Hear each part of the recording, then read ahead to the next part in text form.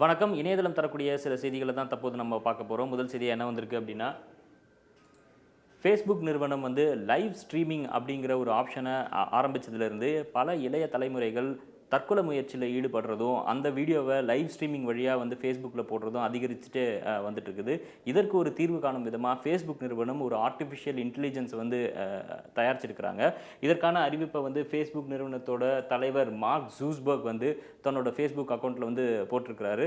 அதாவது இந்த artificial intelligence தானாகவே இந்த மாதிரி நபர்களை வந்து ஐடென்டிஃபை பண்ணி அவங்களுக்கு இதுக்கான உதவியை வந்து ஃபேஸ்புக் மூலமாக தரத்துக்கான ஒரு முயற்சி தான் இந்த ஆர்டிஃபிஷியல் இன்டெலிஜென்ஸ் அப்படிங்கிற மாதிரி இதில் குறிப்பிட்டிருக்கிறாரு.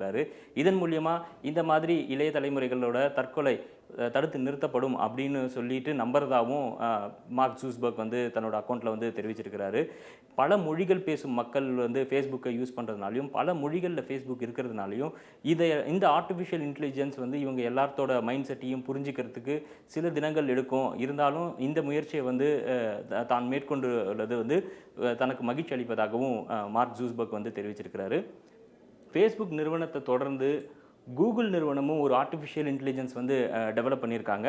இவங்க எதுக்காக டெவலப் பண்ணியிருக்காங்க அப்படின்னா, இந்த பாஸ்வேர்டு திருட்டு, அதாவது நம்ம வந்து யூஸ் பண்ணுற செல்ஃபோனாக இருக்கட்டும், இமெயிலாக இருக்கட்டும், ஜிமெயிலாக இருக்கட்டும், எல்லாத்துக்குமான பாஸ்வேர்டை வந்து திருடுறது அப்படிங்கிறது ஒரு காமனான ஒரு விஷயமா போயிட்டுது.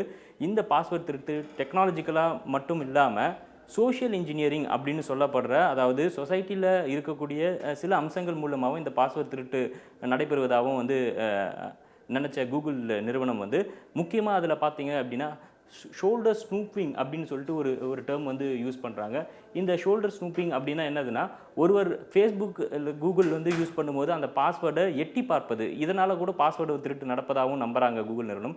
இதற்காக என்ன பண்ணியிருக்காங்க அப்படின்னா, எலக்ட்ரானிக் ஸ்க்ரீன் ப்ரொடெக்டர் அப்படிங்கிற ஒரு புது வகையான ஒரு மென்பொருளை வந்து தயாரிச்சிருக்கிறாங்க. ஆர்டிஃபிஷியல் இன்டெலிஜென்ஸ் மூலமா உங்களோட ஃபேஸை தவிர மற்றவங்க யாராவது பாஸ்வேர்ட் போடும்போது எட்டி பார்த்தாங்க அப்படின்னா அவங்க யார் அப்படிங்கிற ஐடென்டிட்டியை உங்களுக்கு அந்த மென்பொருள் வந்து காண்பிக்கும் அப்படின்னு சொல்லிட்டு கூகுள் வந்து தெரிவிச்சிருக்கிறாங்க.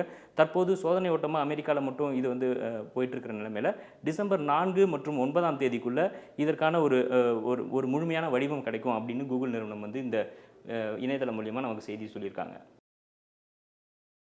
அடுத்ததாக கூகுள் நிறுவனம் தானாக இயங்கக்கூடிய ஒரு பைசைக்கிள், அதாவது சைக்கிள் ஒன்றுத்தையும் வந்து வெளியிட்டிருக்கிறாங்க. இந்த பைசைக்கிள் ஆனது யாருடைய உதவியும் இல்லாமல் தானாக இயங்கக்கூடிய வண்ணம் வந்து தயாரிக்கப்பட்டிருக்கிறது.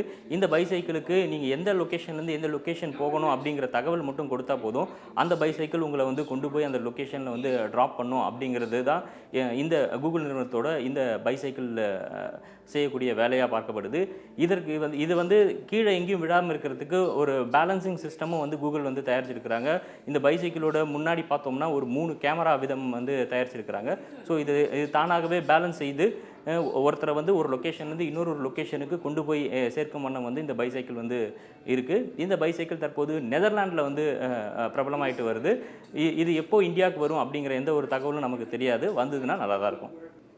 அடுத்ததாக பார்த்தோம்னா, ஃபார்முலா இ கார் ரேஸ் வந்து ப்ரொமோட் பண்ணுறதுக்காக இந்த ஒரு வீடியோவை வந்து வெளியிட்டிருக்கிறாங்க. ஃபார்முலா 1 நம்ம எல்லாருக்கும் தெரியும், ஒரு கார் ரேஸ் பந்தயம். இது ஃபார்முலா இ அப்படின்னா என்னதுன்னா, ஃபார்முலா எலக்ட்ரிக், அதாவது எலக்ட்ரிக் கார்கள், மின்சாரத்தை பயன்படுத்தின கார்களோட பயன்பாட்டை அதிகப்படுத்தணும் அப்படிங்கிறதுக்காக ஃபார்முலா இ அப்படிங்கிற ஒரு ரேஸை வந்து கண்டக்ட் பண்ணுறதா இருக்கிறாங்க. டிசம்பர் 2ஆம் தேதி நாம் தொடர்ந்து பார்த்துட்டு வரோம். இந்த windy.com இந்த வெப்சைட்டில் மழையோட அளவு வந்து எந்த அளவுக்கு இருக்கும் அப்படின்னு சொல்லிட்டு, தமிழகத்தில் பரவலாக வந்து மழை பெய்யும் அப்படின்னு சொல்லிட்டு இந்த வெப்சைட்டில் வந்து போட்டிருக்கிறாங்க. இந்த நீல நிறத்திலான இந்த பகுதியில் வந்து மிதமான மழை வந்து பெய்யக்கூடும் அப்படின்ற தகவல் வந்து நமக்கு தெரியப்படுத்துது. நாளைய தினம் பார்த்தீங்க அப்படின்னா, இந்த நீல நிறத்துக்கான அங்கங்கே வந்து இந்த சிவப்பு நிறத்தையும் வந்து நம்மளால் பார்க்க முடியுது. குறிப்பாக தஞ்சாவூர் மாவட்டத்தில் வந்து அதிக அளவுக்கு வந்து மழை இருக்கும் அப்படிங்கிற ஒரு தகவல் வந்து இந்த வெப்சைட் மூலிமா நமக்கு தெரியுது. இன்றைக்கு வைரலான சில சம்பவங்களை தான் இணையதளத்தில் வந்து நாம் பார்த்தோம். மீண்டும் நாளை சந்திப்போம். நன்றி.